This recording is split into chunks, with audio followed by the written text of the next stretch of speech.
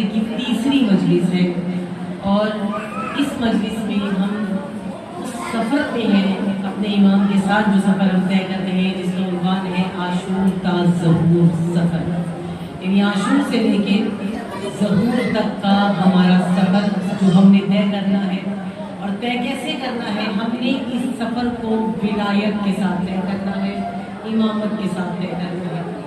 ولایت امامت کے ساتھ سفر طے کرنا اس لیے ضروری ہے کہ ہم تیاری کر رہے ہیں امام زمانہ علیہ السلام کے ظہور کی، امام کی آمد کی، امام کے آنے کی، اور امام کے آنے کے لیے ایک ولی کے سائے میں کیسے زندگی بسر کی جاتی ہے، ایک ولی کے مطابق کیسے زندگی گزاری جاتی ہے، اور ولی کی اطاعت کر کے اپنی زندگی کو کہاں تک لے کے جا سکتے ہیں، یہ سب ہم سیکھتے ہیں کس سے؟ کربلا سے، عاشورے سے۔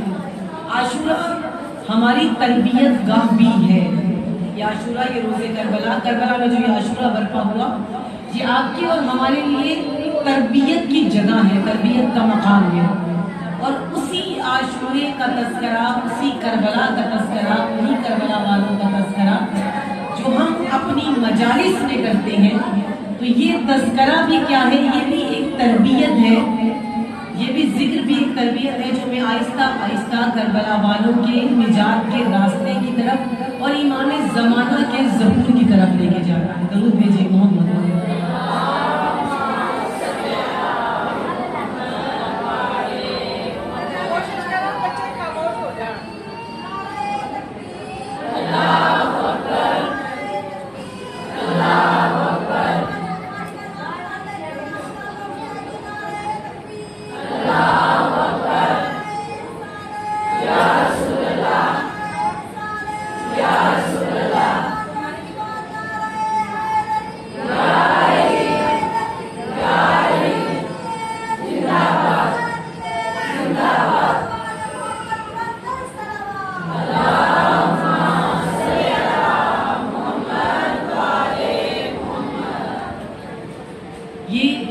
سفر جو ہم طے کر رہے ہیں، یہ راستہ جو ہم طے کر رہے ہیں، کیونکہ ولایت کا ہے، اور اس راستے کو سمجھنے کے لیے ولایت کو سمجھنا ہمارے لیے بہت زیادہ ضروری ہے۔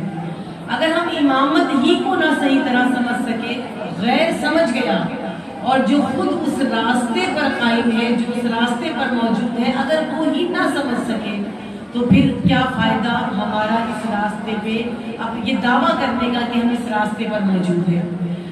ہم جب ولایت کے قریب یعنی امامت یا ولایت کی بات کرتے ہیں، تو ہمارے ذہنوں میں ڈائریکٹ جو تصور آتا ہے وہ ہمارے ائمہ معصومین علیہ السلام کا یہ تصور آتا ہے، لیکن بعض ذہنوں میں یہ ہوتا ہے کہ جس طرح مولا علی جب رسول خدا تھے، پہلے ولی، جس طرح قرآن میں اللہ نے کہا نا انما ولیکم اللہ، اللہ تمہارا ولی ہے، ورسول، رسول تمہارا ولی ہے، وأولی الامر، یعنی سب سے پہلا ولی اللہ ہے، اس کے بعد آپ کا ولی کیا کہا ہے پروردگار عالم نے کہ تمہارا ولی رسول ہے۔ اب یہ ولایت کیسی ہے؟ اللہ کی ولایت تو الگ ہے، تو کیا رسول کے دنیا سے چلے جانے کے بعد ولایت رسول بھی ختم ہو گئی؟ نہیں ختم ہوئی، ولایت رسول باقی ہے۔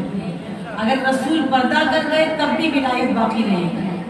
مولا کائنات کی ولایت کا اعلان ہوا، مولا کائنات کی ولایت، مولا علی چلے گئے، مولا علی کی ولایت باقی رہے گی۔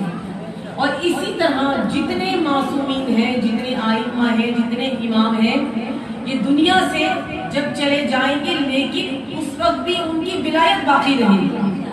اور اب جو ولایت ہے، اس وقت بھی جو امام غائب ہے، جو غیبت میں ہے، امام زمانہ کی ولایت و امامت یہ کیونکہ موجود ہیں تو یہ بھی باقی ہے۔ تو ولایت و امامت کیا ہے؟ جو رہتی ہے، امامت کے ساتھ ختم نہیں ہوتی۔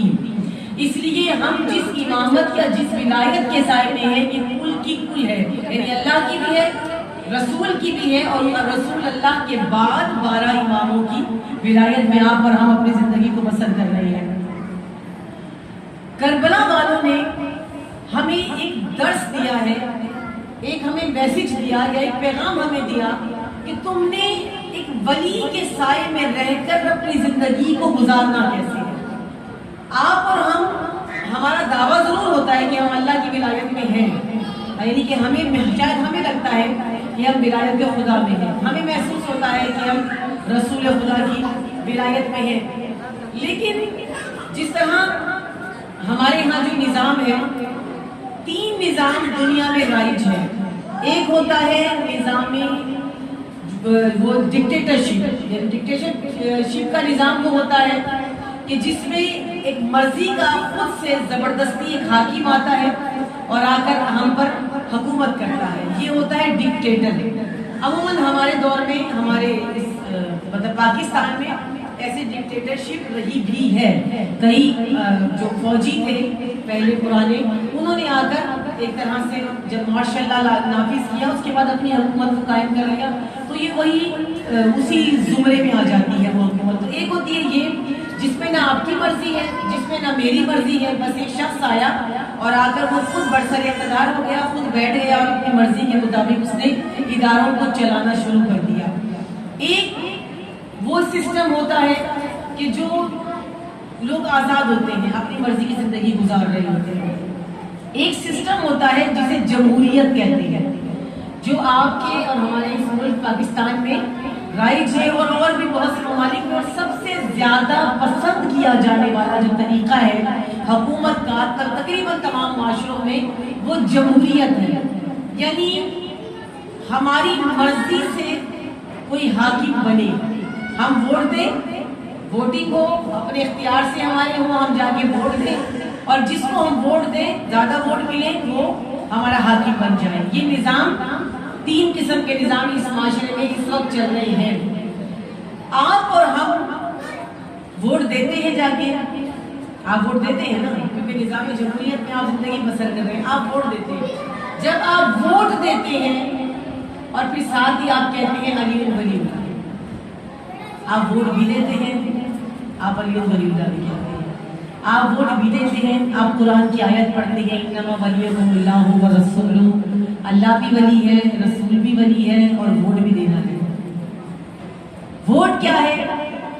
دیکھ کے بدلے ووٹ، نوٹ کے بدلے ووٹ، کسی چیز کے بدلے بھی ووٹ لے لیا جاتا ہے، یہ جمہوریت ہے۔ لیکن ہمارے اور آپ کے لیے ان میں سے کوئی بھی نظام نہیں بنا، نہ یہ ڈکٹیٹرشپ بنی ہے، نہ آزادانہ ماحول بنا ہے، نہ آپ کی اور ہمارے لیے یہ جمہوریت کا نظام بنا ہے کہ اپنی مرضی سے اپنا حاکم آپ چنیں۔ آپ کو تو اختیار ہی نہیں دیا، غدیر میں رسول نے آپ سے یہ اختیار لے لیا تھا۔ آپ کو یہ حق حاصل نہیں ہے کہ آپ اپنا حاکم چنیں، آپ کو یہ حق حاصل نہیں ہے کہ آپ پر جو حکومت کرے وہ آپ کی مرضی کا ہو، آپ کو یہ حق حاصل نہیں ہے کہ آپ خود سے چن کر کسی کو برسر اقتدار کریں۔ اللہ کہہ رہے کہ میں تمہارا ولی ہوں، حق کے حاکمیت صرف پروردگار کو ہے، اور اس کے بعد ولیکم اللہ والرسول، اور وہ رسول جو میری جانب سے آیا ہے وہ تم پہ حق کے ولایت رکھتا ہے۔ ولایت اسی کو کہتے ہیں، ولایت جس کو آپ پر حکومت کا حق ہو۔ ولایت پڑھنے کی چیز نہیں ہے، ولایت کرنے کی چیز ہے، اور کرنے کی چیز میں عملی ہوتی ہے۔ جو جیسے نماز ہے، ہم کہتے ہیں نماز ہم پڑھ رہے ہیں، اللہ نے تو نہیں کہا نماز پڑھنے، اللہ نے تو کہا نماز کو قائم کرو۔ نماز تو قیام کی چیز ہے، قائم کرنے کی چیز ہے۔ اسی طرح روزہ پڑھنے کی چیز نہیں ہے، آپ کہیں کہ میں نے 10 دفعہ صبح روزہ کو لکھا تھا اس لیے میرے 10 روزے ہو گئے، نہیں، روزہ عملی ہے، کرنے کی چیز ہے۔ خالی زبان سے کہنے سے روزہ نہیں ہوتا۔ لا الہ الا اللہ کہنے کی چیز نہیں ہے، جس طرح لوگ کہتے ہیں کہ کلمہ پڑھ لیا تو مسلمان ہو گئے، نہیں، لا الہ الا اللہ پڑھنے کی چیز نہیں ہے، کرنے کی چیز ہے۔ کرنے کی کیوں ہے؟ کیونکہ آپ کہہ رہے ہیں لا الہ، میرا کوئی الہ نہیں ہے، میرا اور کوئی معبود نہیں ہے الا اللہ، سوائے اللہ کے۔ یعنی میں نے کر کے بھی دکھانا ہے کہ میں کسی اور کو معبود نہ مانوں، میں کسی پیسے والے کو اپنا خدا نہ مان لوں، میں کسی مال و زر کو اپنا خدا نہ مان لوں، میں اپنے نفس کو اپنا خدا نہ مان لوں۔ اور یہ حقیقت ہے کہ بعض اوقات ہم اپنے نفس کی پرستش کر رہے ہوتے ہیں، اپنے نفس کی پوجا کر رہے ہوتے ہیں، اپنے نفس کو مان رہے ہوتے ہیں، ہمیں پتہ بھی نہیں چلتا، اور ہم اپنے نفس کو اپنا خدا بنا لیتے ہیں۔ شیطان نے جب اللہ تعالیٰ سے کہا کہ تجھے سجدہ کروں گا، آدم کو نہیں کروں گا، تو یہ کیا واقعی خدا کو سجدہ کرنا چاہ رہا ہے؟ یہ نفس کا سجدہ کرنا، کیونکہ میں یہ چاہتا ہوں کہ میں تجھے سجدہ کروں۔ اللہ چاہتا ہے آدم کو کرو، کرنا تو وہی چاہیے نا جو اللہ چاہیے۔ سمجھ میں تو آ رہی ہے نا بات؟ اللہ چاہتا ہے کہ سجدہ آدم کو کرو، لیکن شیطان کہہ رہا ہے کہ میں چاہتا ہوں کہ سجدہ میں تجھے کروں، آدم کو نہیں کروں۔ تو حکم اس کا کس کا ماننا تھا؟ اس نے اللہ کا ماننا تھا۔ اب اس نے اللہ کا حکم نہیں مانا تو کس کا حکم مان رہا ہے؟ اپنے نفس کا، کہ اس کا نفس کہہ رہا ہے، اس کا دل کہہ رہا ہے، وہ یہ چاہتا ہے کہ میں سجدہ کروں، لیکن کروں خدا کو، اور خدا کہہ رہا ہے کہ مجھے سجدہ نہیں کرنا۔ اس وقت جو میں سجدہ کرا رہا ہوں وہ کرا رہا ہوں میں آدم ہوں۔ اب جو حکم دے رہا ہوں تو یعنی کہ بعض لوگ بھی ہم میں سے اپنے نفس کو خدا بنا کے بیٹھے، میں یہ چاہتا ہوں۔ ہم دین کیسا چاہتے ہیں، ہم مذہب کیسا چاہتے ہیں، ہم اسلام کیسا چاہتے ہیں، ہماری مرضی کا۔ دین میں بھی کتنی چیزیں ہیں جو ہم نے اب ڈالی ہوئی ہیں، بہت سے خرافات، بہت سی رسومات، کیونکہ ہم چاہتے ہیں کہ ہماری مرضی کا، جو چیز ہماری پسند کی ہے دین میں سے ہم وہ لے لیتے ہیں، جو پسند نہیں آتی ہم اسے چھوڑ دیتے ہیں۔ وہ چیز اختیار کرتے ہیں جو اچھی لگتی ہے، اس چیز کو ترک کر دیتے ہیں جو ہمیں پسند نہیں آتی۔ تو اس کا مطلب کیا ہے کہ ہم بڑے دیندار ہیں، ہم بڑے پرہیزگار ہیں؟ نہیں، ہم نے اپنے نفس کو اپنا خدا بنایا ہے۔ ہم عبادت کر رہے ہیں اپنے نفس کی، کیونکہ میری یہ خواہش ہے کہ میں یہ کام کروں، میں یہ چاہتی ہوں کہ اب مجھے یہ عمل انجام، میری خواہش ہے کہ پردہ نہ کروں، حالانکہ دین تو ہم کو اللہ تو حکم دے رہا ہے۔ اب کیونکہ میری خواہش ہے نظروں کا پردہ ہونا چاہیے، میں آگے یہ کہہ کے بات ڈالوں تو پھر آپ کون سے مسلمان ہو جہاں آدھی بات اللہ کی مانتے ہو، آدھی بات اپنے نفس کی مانتے ہو؟ تو اصل میں تم اللہ کی عبادت نہیں کر رہے، تم اپنے نفس کی عبادت کر رہے ہو۔ جو تم چاہتے ہو، جو تم چاہ رہے ہو، وہ سب کچھ کر رہے ہو۔ تو خدا یہ بتانا چاہتا ہے کہ تم پہ جو حق ولایت ہے، تم پہ جو حکومت کا حق ہے، تم پہ جو حاکمیت کا حق ہے، یہ یا اللہ کو ہے، یا اللہ نے جس کو رسول بنایا ہے اس کو ہے، یا پھر رسول کے بعد جب رسول نہیں ہوں گے تو اس کے بعد اگر تم پر کسی کو حکومت کا حق ہے تو وہ امامت ہے، وہ ولی ہے۔ اور کون سی امامت؟ نہ اپنی طرف سے بنائی ہوئی امامت، وہ امامت کہ جس کے بارے میں رسول اپنی آخری حدیث، آخری خطبے میں بیان کر رہے ہیں، یعنی وہ بھی اپنی مرضی سے نہیں، جو رسول کو خدا نے کہا ہے کہ میرا رسول وحی کے علاوہ کچھ بولتا ہی نہیں ہے، یہ خدا نے کہا ہے۔ تو وہ جس کی ولایت کا یا جس کی امامت کا اعلان رسول نے کیا، وہ ہم پہ حق حاکمیت رکھتا ہے۔ اب جب آپ میں ہم سب یہ تسلیم کر بیٹھے کہ حق حاکمیت تو اسی کا ہے جو اللہ کی طرف سے ہم پر حاکم مسلط کیا گیا ہے، بھیجا گیا ہے، بنایا گیا ہے، جو بھی نام آپ لے لیجیے، کہ وہ امام یا وہ ولی وہ ہمارا حاکم ہے۔ اب آپ نے اس ولایت کے سائے میں زندگی کو گزارنا کیسے ہے؟ کیونکہ اب یہ زندگی آپ کی نہیں ہے، اب یہ زندگی اس ولی کی ہے، اب یہ نفس آپ کا نہیں ہے، اب یہ نفس اس ولی کا ہے۔ اب جو کچھ بھی کرنا ہے اپنی مرضی سے نہیں کرنا، اب آپ کی مرضیاں ختم ہو گئی، کیونکہ آپ نے اپنی مرضیاں دے دی ہیں اس کو جس کو اپنا سرپرست مانا ہے، جس کو اپنا ولی مانا ہے، جس کو اپنا رہبر اور رہنما مانا ہے۔ اب آپ نے اپنی مرضیاں اس کو دے دی، اب اس کے مطابق زندگی گزرنی چاہیے۔ اب جب اس کے مطابق زندگی گزرے گی تو زندگی مشکل ہو جائے گی، پھر زندگی آسان، کیونکہ ولی کے سائے میں ہے، ولی کے سائے میں مشکل زندگی ہوتی ہے، آسان نہیں ہوتی۔ کیونکہ ہمارے ذہنوں میں، اکثر کے ذہنوں میں یہ سوچ ہے، جب ہم امام زمانہ کو پکار رہے ہوتے ہیں، بلاتے ہیں، زیادہ تر جب بہت مشکل وقت ہو، مسلمانوں پہ مشکلات آئیں، جیسے ابھی غزہ میں جو کچھ ہوا، ایران میں جو کچھ ہوا، لبنان میں جو کچھ ہو رہا ہے، جب یہ سب کچھ ہوا تو بے ساختہ ہم کہتے ہیں امام زمانہ آپ آ جائیں، امام آپ آ جائیں گے تو مشکلیں آسان ہو جائیں گی، امام آپ آ جائیں گے تو مسائل حل ہو جائیں گے، امام آپ آ جائیں گے تو سب آسانیاں، امام آئیں گے تو آسانیاں نہیں ہوں گی، امام آئیں گے تو مشکلات بڑھائیں گے خود آ کر امام۔ اور کیسے بڑھائیں گے؟ امام آپ مجھے، ہم جو سکون سے اپنے اپنے گھروں میں بیٹھے ہوئے ہیں، مولا ان سب کو میدان میں بلائیں گے۔ جب مولا آئیں گے تو وہ ہمارے شوہر حضرات یا ہمارے بیٹے، ہمارے بچے جو اے سیوں میں لیٹے ہوں گے، مولا آ کے سب سے پہلے انہیں میدان عمل میں بلائیں گے، مولا جنگ کے لیے انہیں آمادہ کریں گے، مولا ہمیں بستروں سے، آرام دہ جگہوں سے اٹھا کے مولا ہمیں میدان میں لے آئیں گے۔ یہ آسانی نہیں ہے، یہ تو مشکلات ہے۔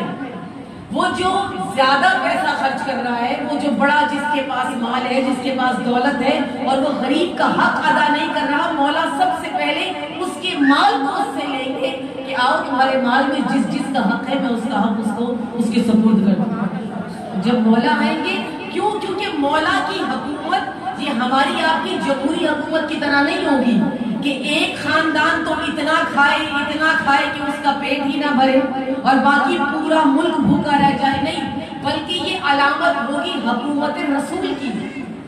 جیسی حکومت جو مدینہ فاضلہ رسول نے بنایا تھا، جیسی حکومت رسول نے قائم کی تھی، بالکل ویسی حکومت مولا علی نے قائم کی تھی۔ چند سال، 4 سال حکومت نہیں ہے، زیادہ عرصہ مولا علی کو حکومت نہیں کرنے دی، لیکن ان حکومتوں کا کمال کیا ہے؟ ان حکومتوں کا کمال یہ ہے کہ ان حکومتوں میں معصومین کی امامت کی یا ولایت کی حکومت کے سائے میں کوئی بھوکا نہیں سوتا، کوئی یتیم اس طرح نہیں سوتا کہ اسے محسوس ہو کہ میرے سر پہ باپ کا سایہ نہیں ہے، کوئی غاصب کسی کا حق غصب نہیں کر سکتا۔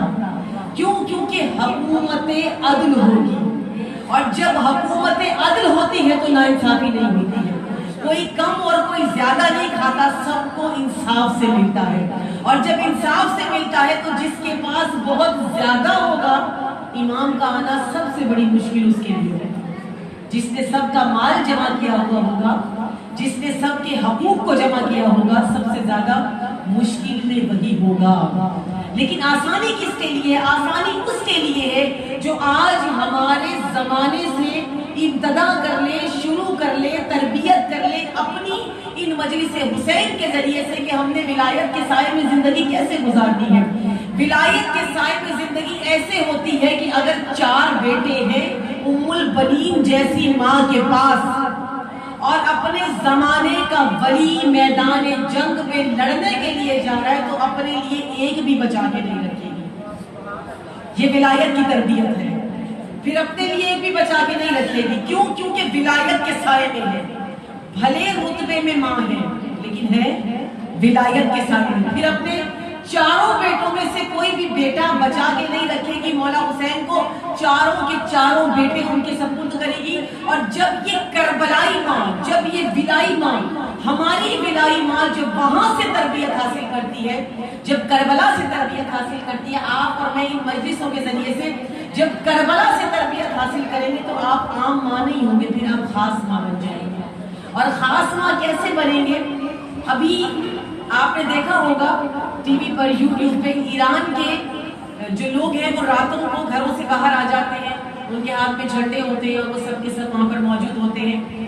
تو اور اسی طرح جہاں مال کی ضرورت ہے، پیسے کی ضرورت ہے، تو وہ اپنے زیور، اپنا پیسہ، اپنی دولت یہ سب کچھ دے رہے تھے کہ پاکستان کے مومنین نے، مومنات نے بھی بہت وہاں تک جو ہے جو کچھ ضرورت تھی، جو ان کے پاس تھا، وہ سب کچھ دیا ہے۔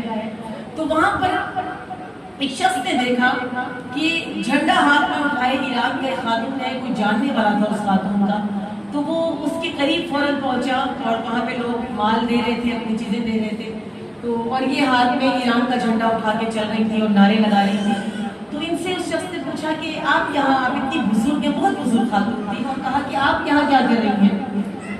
کہا کہ میں یہاں آئی ہوں اپنے رہبر کے حق میں نعرے لگانے کے لیے، میں اپنے ایران کے لیے، اپنے حق کے لیے، ان سب چیزوں کے لیے آئی ہوں۔ کہا کہ اچھا آپ نے کیا ولایت کے لیے کچھ کیا ہے، اپنے ولی کے لیے کچھ کیا ہے؟ تو اس نے مسکرا کر کہا زیادہ کچھ نہیں، بس امام رضا کے نام کے 8 بیٹے تھے، 8 کے 8 دے دیے، 8 بیٹے تھے اس میں، اور اس نے کہا کہ میں کچھ نہیں رکھا، 8 کے 8 بیٹے امام رضا پہ صدقہ کیا۔ اس نے امام رضا کا لفظ استعمال کیا کہ امام رضا کے نام پہ نہیں، صدقہ کر دیا، یعنی ولی پر جتنی اولاد تھی، ہم آج بیٹے مانگتے ہیں ہماری نسلیں بڑھ جائیں، ہم آج بیٹے مانگتے ہیں کوئی ہمارا فاتحہ درود کرانے والا ہو، ہم آج بیٹے مانگتے ہیں کہ کوئی ہمارے پیچھے کچھ ہمارے لیے پڑھنے والا ہو۔ ان کو اب بخشش کی ضرورت نہیں ہے، یہ بخشے بخشائے لوگ ہیں۔ اب یہ ماں، اس کو ضرورت نہیں ہے کہ اس کے پیچھے کوئی بیٹا ہو جو اس کے لیے دعا کرے، اس کے بیٹے اسے وہاں تک لے جا چکے ہیں، اس نے دنیا میں رہ کر آخرت کو کما لیا ہے۔ یہ عورت ایک عام عورت ہو کے آپ اور مجھ جیسی ماں کے لیے رول ماڈل بن گئی ہے۔ اسوہ بن گئی ہے. یہ کر کیا رہی ہے؟ اس نے اپنے نفس کو نہیں دیکھا، اپنی اولاد کی محبت کو نہیں دیکھا، اس نے اپنوں کی محبت کو نہیں دیکھا. کیا چیز اس پر حاوی آ گئی؟ کس چیز نے اس کے نفس پر کنٹرول کر لیا؟ کیا چیز تھی جس نے ایک بھی بیٹے کو رہنے نہیں دیا؟ کیا چیز تھی کہ یہ 8 کے 8 بیٹے قربان کرنے کے لیے میدان جنگ میں بھیجنے کے لیے تیار ہو گئی؟ ولایت کا سایہ. وہ جانتی ہے کہ جس سائے میں زندگی گزار رہی ہوں راستہ کٹھن ہے، راستہ مشکل ہے، مشکلات ہیں، لیکن نجات کا راستہ یہ ہے. پہنچنا اسی سے ہے. اگر عاشور تک پہنچنا ہے یا ظہور تک پہنچنا ہے کہ آپ کو یقین نہیں ہے، وہ بیٹے جو 8 کے 8 آج اس نے اپنے ولی پہ قربان کیے ہیں، کل کو وہ زمانے کے ولی کے ساتھ ضرور آئے. کل تو بیٹے زمانے کے ولی کے ساتھ ہوتے ہیں، کیونکہ آج اس نے ولایت پر قربان کی ہے اپنے بیٹوں کو. ہم ان مجلسوں کے ذریعے سے یہیں تک پہنچنا چاہ رہے ہیں کہ ہم کیسے پہنچیں، کیسے اس ولایت کو اپنے اوپر حاوی کر لیں، کیسے اس ولایت کی ولایت پذیری حاصل کر لیں. ولایت پذیری یعنی ولایت کو قبول کر لینا. اسے کیسے قبول کریں، اپنے وجود کا حصہ اسے کیسے بنائیں کہ جب امام مجھ سے میرے گود کا بچہ مانگے تو میں بلا جھجک امام کو دے دوں. یہ ہر ماں کا جگر نہیں ہوتا، یہ ہر ماں نہیں دے سکتی. یہ مخصوص مائیں ہیں جو یہ سب کچھ دے سکتی ہے، لیکن اس کے لیے کون سی ماں دے گی جو بھٹکی ہوئی نہ ہو؟ یوٹیوبر ماں نہیں دے سکتی لال، یہ ٹک ٹاکر ماں اپنے لال ایسے تیار کر کے نہیں دے سکتی. یہ سارا دن ٹی وی کے آگے بیٹھی ہوئی ماں ایسی اولادیں تیار نہیں کر سکتی. یہ قرآنی ماں ہے جو ایسی اولادیں تیار کرتی ہے. ایسی نسلیں قرآنی مائیں تیار کرتی ہے، ایسی نسلیں بلائی مائیں تیار کرتی ہے. یہ وہ جو راستے سے بھٹکے ہوئے نہیں ہوتے، یہی تو رول ماڈل بن کے کہتے ہیں کہ تم نے بھی اپنے راستے سے نہیں بھٹکنا. آپ کو اور مجھے آج اگر عاشورہ یا کربلا سکھا رہا ہے تو وہ سکھا رہا ہے کہ تمہارے لیے ایک راستہ ہے. تمہیں مختلف راستوں میں جانے کی ضرورت نہیں ہے، تمہیں مختلف راستے چننے کی ضرورت نہیں ہے. آپ کو اور مجھے تو آسانی اتنی ہے کہ ہمیں تو راستے تلاش کرنے کی بھی ضرورت نہیں ہے. امام حسین نے اپنے لہو سے رنگ کے ایک راستہ تعمیر کیا ہے، 72 کا لہو شامل کیا ہے اور ایک راستہ حسینیت کو بنایا آپ کے اور میرے لیے. عاشور کے روز بنایا اس راستے کو اور کہا کہ تلاش مت کرو، یہ میں نے بنایا ہے، تم نے بس اس پہ چلنا ہے. اور آپ کا اور میرا اہم فریضہ اس ظہور کے درمیان کے معاشرے میں کہ جس کے بعد ظہور آئے گا، آپ کا اور میرا اہم فریضہ بھی یہ ہے کہ میں کہیں بھٹک نہ جاؤں، میں کہیں ادھر ادھر نہ ہو جاؤں، کہیں میرے قدموں میں لغزش نہ آ جائے، کہیں میں رسول سے دور نہ ہو جاؤں، کہیں میں خدا سے دور نہ ہو جاؤں، کہیں میری توحید میں کوئی کمی نہ رہ جائے. یعنی خدا سے محبت کی، خدا کی توحید کے اندر میرے کوئی شرک نہ آ جائے، کوئی اور چیز داخل نہ ہو جائے، کہیں میں غیر خدا کے سامنے نہ جھک جاؤں. اور مجھے یہ نہ بھٹکنے کے لیے سب سے پہلے، اگر میں بھٹک گئی تو گویا میں اپنی منزل نہیں پا سکوں گی. آپ اور ہم سب اگر ذرہ برابر بھی امامت و ولایت سے ہٹ گئے نا تو پھر ہم صرف بھٹکتے رہ جائیں گے. اور اس کی دلیل ہے جب حضرت موسیٰ جیسا نبی پروردگار عالم نے اس قوم کو دیا تو انہوں نے کیا کیا؟ حضرت موسیٰ نے ان لوگوں سے، وہی میں نے جو بھی کہا نا کہ جب امام زمانہ آئیں گے تو ہم سمجھتے ہیں آسانیاں ہو جائیں گی، آسانیاں نہیں ہوں گی. حضرت موسیٰ آئے تو حضرت موسیٰ نے اپنا پورے لوگوں کو اکٹھا کیا، جمع کیا، اور اسی کو جس لشکر کو اللہ کے رسول نے تمام معاوضے دکھائے تھے، بچا کے لے کے آئے تھے، ہر جگہ سے حفاظت سے جس لشکر کو لے کے آئے تھے، اب اللہ کے رسول نے کہا حضرت موسیٰ نے کہ چلو اب بیت المقدس کی طرف چلنا ہے، اب اس طرف ہم نے سفر کرنا ہے. یہ لوگ چل تو پڑے، وہاں سے روانہ تو ہو گئے، لیکن انہوں نے درمیان میں اپنے نبی کو کھو دیا، انہوں نے اپنے رہنما کو کھو دیا. انہوں نے وہی راستے میں جس وادی کی طرف لے کے جا رہے تھے وہی حضرت موسیٰ کی قبر ہے، انہوں نے راستے میں کھو دیا. انہوں نے وہ سلوک کیا حضرت موسیٰ کے ساتھ، حضرت موسیٰ ان سے جدا ہو گئے، یہ حضرت موسیٰ سے جدا ہو گئے. جب یہ اپنے زمانے کے ولی کے راستے سے جدا ہوئے 40 سال تک بنی اسرائیل ریگستان میں بھٹکتے رہے ہیں. یہ قرآن پڑھیے، قرآن میں موجود ہے. 40 سال تک ایسے بھٹکے، انہیں سمجھ میں نہیں آتا تھا کہ جانا کہاں ہے. 40 سال یہ وہیں تڑپتے رہے، وہیں بھٹکتے رہے، وہیں پر پھرتے رہے.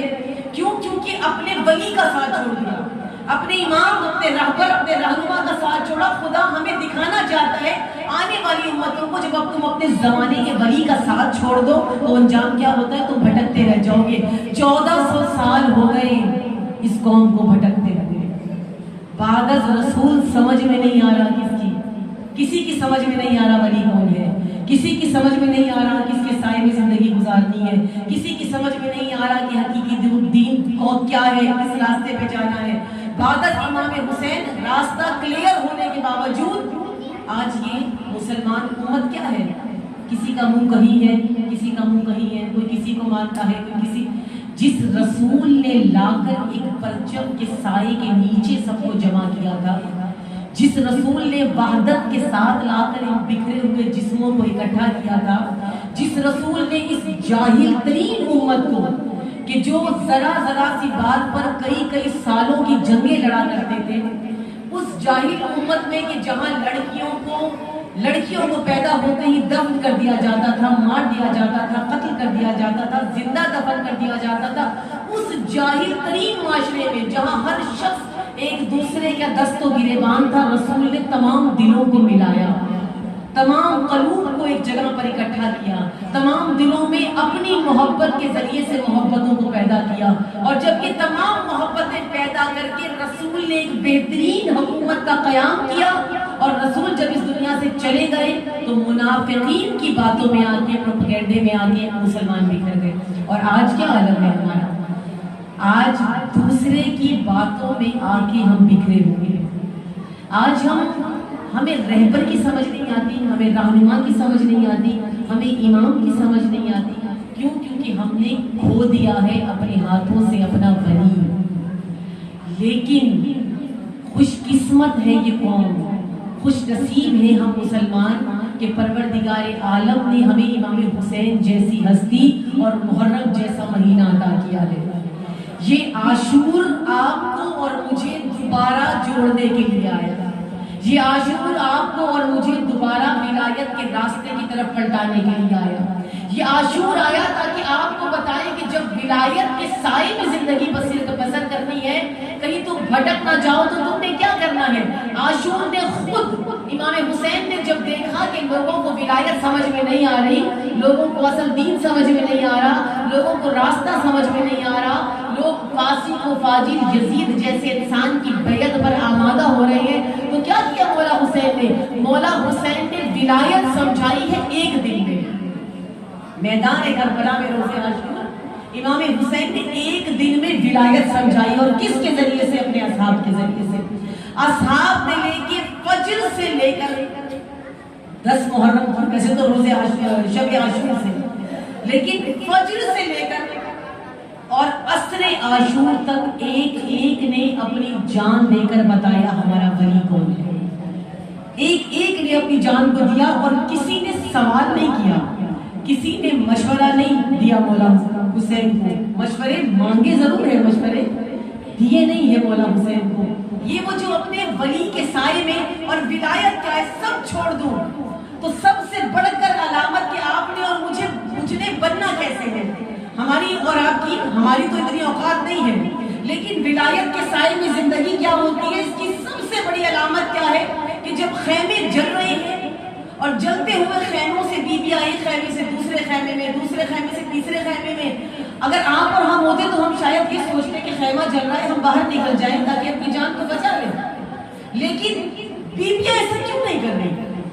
جناب زینب آگے ہیں، تمام بیویوں کو کہا ہے کہ میرے پیچھے آئیے، اور پیچھے اپنے ایک سے دوسرے خیمے میں منتقل ہوتی ہیں، اور آخرکار کہاں پہنچتی ہیں؟ امام سید سجاد کے خیمے میں۔ کون زینب؟ عالمہ غیر معلمہ۔ امام سجاد کا فرمان ہے کہ جناب زینب، میری پھوپھی جناب زینب عالمہ غیر معلمہ ہے، ان کو کسی معلم کی ضرورت نہیں ہے کہ وہ عالمہ ہے، اتنا علم ہے ان کے پاس، بغیر معلم کے علم ہے جناب زینب کے پاس۔ وہ بیوی خیموں سے باہر نہیں نکل رہی، امام سید سجاد کے پاس پہنچی، اور پہنچ کر امام سید سجاد سے کہا کہ سجاد خیموں میں آگ لگ رہی ہے، پھوپھی ہے، رتبے میں بھی بڑی ہے، عمر میں بھی بڑی ہے، اور علم تو امام سجاد خود کہہ رہے ہیں کہ عالمہ غیر معلمہ ہے۔ کہا کہ سجاد مجھے یہ بتاؤ کہ تمام بیویاں اور میں ہم سب خواتین ان جلتے ہوئے خیموں میں جل کے مر جائیں یا باہر نکل جائیں؟ کیوں نہیں انہوں نے سید سجاد کے پاس؟ بیوی باہر جاتی ہے، اپنی جان بچاتی ہے. یہاں پر ہم ہوتے تو مشورے دے رہے ہوتے، لیکن نہیں، یہاں بیوی نے آپ کو اور مجھے کیا درس دیا کہ بیٹی چاہے علی کی ہو، بیٹی چاہے فاطمہ الزہرا کی ہو، نواسی بھلے رسول خدا کی ہو، اگر وقت کا امام موجود ہے تو علی کی بیٹی بھی وقت کے امام کے پاس جا کر اجازت لے گی، وقت کے امام سے. علی کی بیٹی بھی اپنی مرضی سے نہیں نکلے گی. یہ ولایت ہے. یہ ولایت جو جناب زینب کر کے بتا رہی کہ ولی کے بغیر میں نہیں نکل سکتی. اور اس کے بعد جب امام کا حکم آیا تو جناب زینب تمام بیویوں کو لے کر خیمے سے باہر گئی. لیکن اس سے پہلے کیا ہے، کیا بتا کیا رہی ہے بیوی؟ کہ اس کو ولایت ہے. کہیں کوئی بیوی سارے بیٹے دے کے بتاتی ہے کہ ولایت کیا ہوتی ہے. کہیں جناب مسلم ابن عقیل، اگر ولایت کا ایک اور حقیقی نمونہ ہم نے دیکھنا ہو کہ کیسے حسین کے سائے میں کس طرح یہ سب سائے چل رہے تھے، تو بہترین نمونہ جناب عقیل کی اولاد ہے. جناب عقیل کی جو مولا کائنات حضرت علی کے بھائی تھے اور عمر میں بہت بڑے تھے مولا علی سے، ان کی اولاد جو ان کے بچے تھے یہ بھی عمر میں زیادہ تھے، تعداد بھی زیادہ تھی ان کی، اور عمر بھی ان کی یہ بڑی عمر کے تھے ان کے بچے جو سب سے بڑے تھے. اور ان کے ایک فرزند جناب مسلم ابن عقیل جو کوفہ میں شہید ہوئے، ان کے باقی جتنے فرزند تھے کوئی فرزند ان کا مدینے میں نہیں رہا. جناب عقیل کی کل اولاد کربلا میں شہید ہوئی ہے. کل اولاد، یہ ولایت ہے. کچھ بات سب گئے سائے، کسی نے نہیں کہا کہ ہم رکیں گے، سب اس ولی کے سائے میں گئے. اور سب سے بڑھ کر ایک چیز جو ولایت کی جو آپ کو اور مجھے لازمی سمجھنی ہے اور اپنی زندگیوں کا حصہ بنانی ہے، یہی جناب مسلم ابن عقیل جب ان کی شہادت ہو گئی، مولا حسین ایک مقام پہ پہنچے اور وہاں پر امام حسین کو کوفہ سے آنے والے لوگوں نے بتایا کہ مسلم کی اس طرح سے شہادت ہو گئی ہے. اور جب ہم آئے تو عالم یہ تھا کہ مسلم کی لاش کے ساتھ پاؤں میں ان کی رسی باندھ کر اور کوفے کی گلیوں میں پھرایا جا رہا تھا. جب یہ جملے ادا ہوئے، اب مولا حسین نے بتانا تو ان کے بھائیوں کو جو مولا حسین کے ساتھ کربلا مسلم گئے ہیں کوفہ اور ان کے بھائی امام حسین کے ساتھ ہیں. اب مولا حسین نے ان کے بھائیوں کو بتایا. اب جس کا بھائی ایسے شہید ہو گیا ہو تو اس بھائیوں کا کیا عالم؟ وہ تو غم سے نڈھال ہو جاتے، سینے پھٹ جاتے کہ ہمارے بھائی کے ساتھ بہت محبت تھی بھائیوں میں، کہ ہمارے بھائی کے ساتھ یہ سلوک ہوا، ہمارے بھائی کو اس طرح مار دیا گیا. حوصلے پست ہو جاتے، وہیں پر بیٹھ جاتے. ہو سکتا ہے ممکن ہے کہ وہ اپنے سفر کو بدل کے کہتے کہ ہم کوفہ جا رہے ہیں، ہمارے بھائی کی لاشیں کو اس طرح در در پھرایا جا رہا ہے، اسے دفن نہیں کیا جا رہا، ہم بدلہ لینے کے لیے کوفہ جا رہے ہیں. لیکن بھائیوں کا عمل کیا ہے؟ اپنی مرضی، اپنی خواہش، اپنے نفس کا عمل نہیں ہے، بلکہ کیا کہا مولا حسین نے جب کہا کہ شہادت ہو گئی ہے اور اب مولا حسین دیکھنا چاہتے ہیں کہ آگے سے رد عمل کیا ہوگا. جناب مسلم کے بھائیوں نے کہا کہ مولا ہم واپس نہیں جائیں گے، ہم رکیں گے نہیں، آپ جہاں جا رہے ہیں ہم آپ کے ساتھ جائیں گے. یعنی ہمارے حوصلے پست نہیں ہوئے. اب آپ جہاں جا رہے ہیں، جو سفر ہمارا چل رہا ہے، یہ سفر چلتا رہے گا. ولی کے سائے میں جس سفر کو شروع کیا ہے، اگر درمیان میں شہادتیں ہوتی ہیں، ہماری کسی پیارے کی جان جاتی ہے تو چلے جائے، لیکن ہم اس سفر کا اختتام حسین کے ساتھ کریں گے. حسین ابن علی کے ساتھ اس سفر کا اختتام کیا. یہ کون ہے؟ یہ وہ ہے جنہوں نے ولایت کو سمجھا ہے اور زندگیوں میں اپنے شامل کیا ہے اس ولایت کو. اور اس ہستی کا پورا گھرانہ میدان کربلا میں شہید ہوا. مسلم اور جناب عقیل کی اولاد تو سب تھی ہی، آگے اولاد کی اولاد، یعنی جناب مسلم ابن عقیل کے 4 بیٹے تھے اور وہ 4 میں سے 2 بیٹے میدان کربلا میں امام حسین کے ساتھ ہی تھے جو وہاں پر شہید ہو گئے، اور 2 بیٹے وہ بھی کربلا میں تھے لیکن خیموں میں اپنی ماں کے پاس تھے کیونکہ چھوٹے تھے، کم سن تھے بہت. 4 بیٹے اور چاروں کے چاروں بیٹے شہید ہو گئے. نہیں بچی نسل تو نہیں بچی، لیکن نام مسلم ابن عقیل آج بھی لیا جاتا ہے کیونکہ ولی بھٹکے نہیں نا. ولی کے لیے سب کچھ دے دیا. آج کے روز جن کا تذکرہ ہوتا ہے وہ بھی یہی جناب مسلم کے بیٹے ہیں. یہ جناب مسلم کے دونوں فرزند جو عظمت میں بہت بلند ہیں، کیونکہ یہ وہ دو بچے ہیں کہ جنہوں نے بہت لمبا سفر تنہا کیا ہے. شاید اگر ہم اپنے بچوں کی طرف دیکھیں تو ہمارے یہ 7-8 سال کا بچہ جو ہمارا ہوتا ہے نا، یہ ماں کے بغیر نہیں رہتا. اور یہ فطری عمل ہے، فطرت ہے بچے کی کہ بچہ جب چھوٹا ہو تو یہ ماں کے دامن کو نہیں چھوڑتا، یہ ماں کے ساتھ ساتھ رہتا ہے. اور اہل بیت کی جو مائی تھی وہ ہم ماں جیسی نہیں تھی، ان کی محبت کا معیار بھی الگ تھا. وہ جس محبت سے پالتی تھی، جس محبت سے پرورش کرتی تھی، ذرا سوچی کتنے ناز سے پالا ہوگا ماں نے اپنے بیٹوں کو. اہل بیت کے گھرانوں میں بچوں کو مارا نہیں جاتا تھا، بچوں کو مار کا شاید مطلب بھی نہیں پتا تھا. اہل بیت کے گھرانے میں عام مار تو دور کی بات، بلکہ حدیثیں موجود ہیں. امام حسین کی بھی حدیث ہے کہ کبھی بچے کے چہرے پہ تماچا ہوتا ہے. جس گھرانے کی یہ حدیثیں ہوں کہ مارو نہ تماچے نہ مارو، ان بچوں نے تماچے کھائے.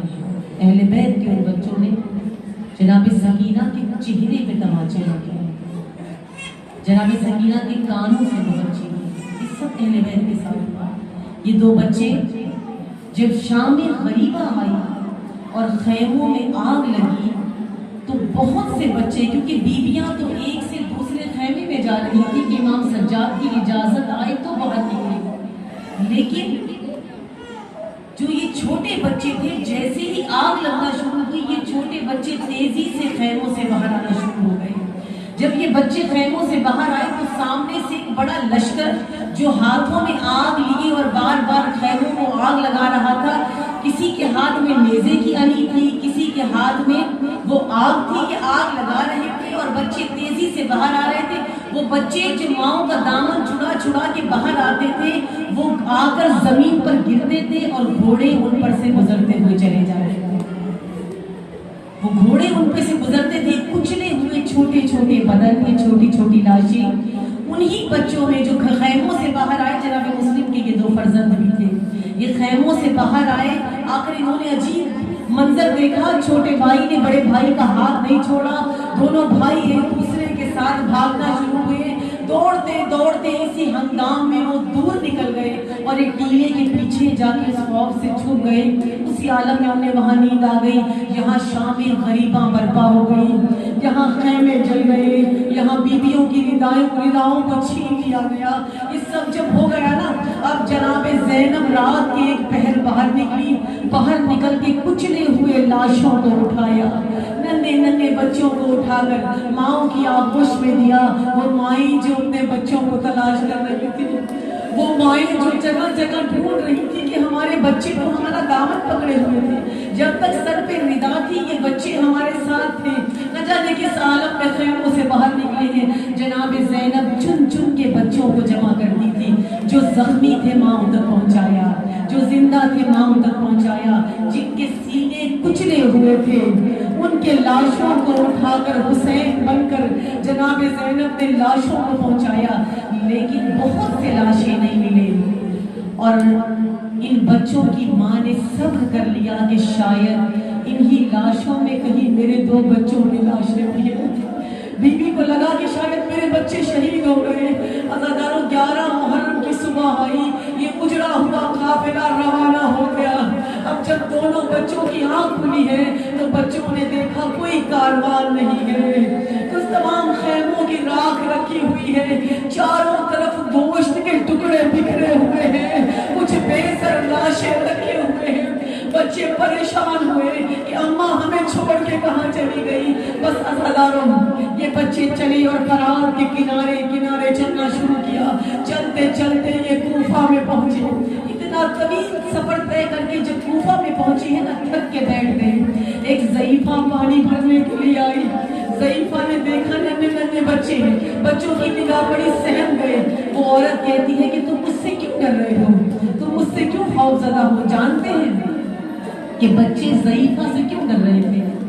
ضعیفہ کے ہاتھ میں تیر تو نہیں ہے، ضعیفہ کے ہاتھ میں تلوار تو نہیں ہے، ضعیفہ کے پاس کوئی اوزار، کوئی چیز نہیں ہے جو بچوں کو مارے، لیکن بچے سہم گئے، بچے ڈر گئے، ضعیفہ سے دور بھاگنا شروع کیا۔ ضعیفہ کہتی ہے مجھ سے کیوں ڈر رہی ہو؟ عزادارو جانتے ہیں کیوں ڈر رہے تھے؟ یہ وہ بچے تھے جب خیموں سے باہر آ رہے تھے نا، انہوں نے اپنی آنکھوں سے دیکھا سکینہ کے چہرے پہ تماچوں کو لگتا ہوا، یہ سہمے ہوئے بچے۔ اب وہ مومنہ قریب آئی، قریب آ کر کہا کہ تم بتاؤ کس خاندان سے ہو؟ بچوں نے کہا کہ پہلے وعدہ کرو کہ چہرے پہ تماچا نہیں مارو گے، پہلے وعدہ کرو کہ ہمیں کچھ کہو گی نہیں، پھر بتائیں گے۔ اس نے وعدہ کیا، کہا کہ میں تمہیں کیوں ماروں گی، تم نے کیا کیا ہے؟ کہا ہم بنی ہاشم سے ہیں، ہم مسلم ابن عقیل کے بیٹے ہیں۔ ارے جیسے ہی پتا چلا نا مسلم ابن عقیل کے بیٹے ہیں، مومنہ تڑپ گئی، بچوں کو سینے سے لگا کر کہا تمہاری ماں کہاں ہے؟ اس عالم میں تمہاری ماں نے تمہیں کیسے چھوڑ دیا؟ بچوں نے رو کر کہا کہ ماں سے ہم جدا ہو گئے ہیں، ہم اپنے کاروان سے جدا ہو گئے ہیں۔ عزادارو ضعیفہ نے اپنے ساتھ بچوں کو لیا، ایک حجرے میں جا کر ان بچوں کو چھپا دیا اور کہا کہ بچوں اونچی آواز میں بات نہ کرنا، تم رونا مت، تمہاری گریے کی آواز باہر نہ جائے۔ اس عورت نے ٹھنڈا پانی دیا، پانی دے کر بچے وہیں پی کر سو گئے، لیکن بی بی نے جاتے جاتے کہا کہ آواز نہ آئے، میرا داماد بہت ظالم ہے، اگر تمہاری آواز سنی تو تمہیں قتل کر دے گا۔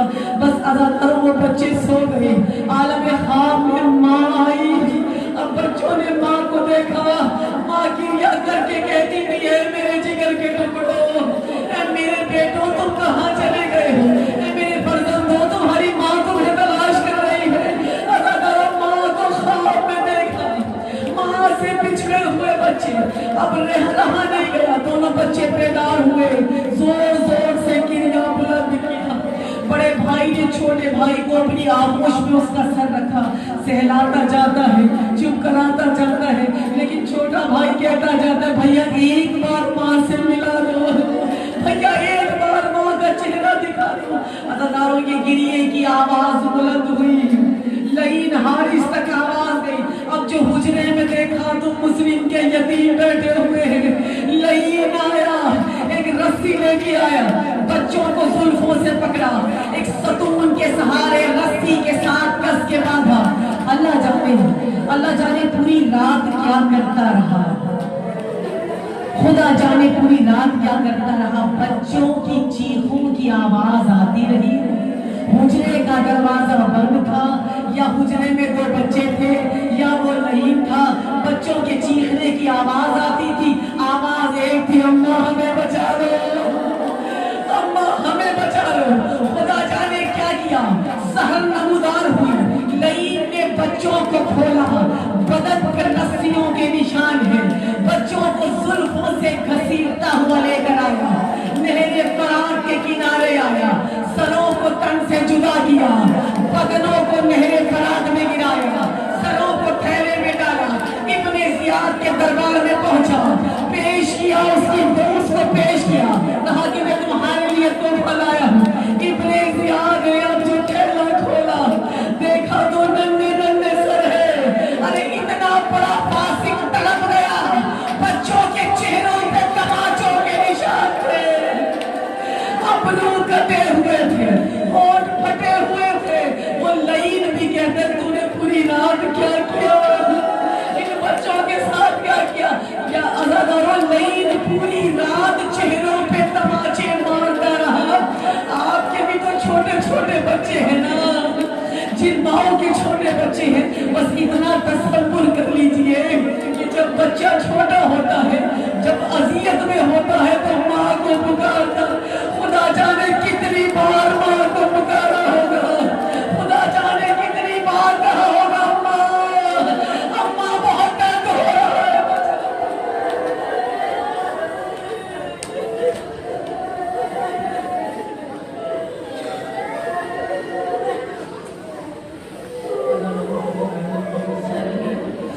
پروردگار عالمین یشفع الانفسین، یہ روتی ہوئی آنکھوں سے تجھ سے التجا کرتے ہیں کہ جتنی مومنات اس فرش عذاب پر آئی ہیں، یہاں پر سے جانے سے پہلے ان کی حاجتوں کو پورا فرما، اے پروردگار تجھے تیرے پیاروں کا واسطہ، تجھے تیرے نبی کا واسطہ، تجھے تیرے ان تمام کربلا والے پیاروں کا واسطہ دے کر، ان شہدائے کربلا کا واسطہ دے کر التجا کرتے ہیں کہ جو حاجتیں یہ بیویاں دل میں لیے بیٹھی ہیں عرش عزا کے سامنے میں اس کو اپنی بارگاہ میں قبول و مقبول کر۔ اے پروردگار عالم واسطہ بی بی رباب کی اجڑی ہوئی گود کا جتنے مومن مومنات بے اولاد ہیں پروردگار سب کو صاحب اولاد کر، جو اولاد نرینہ کی تمنا رکھتے ہیں ان کو اولاد نرینہ عطا فرما۔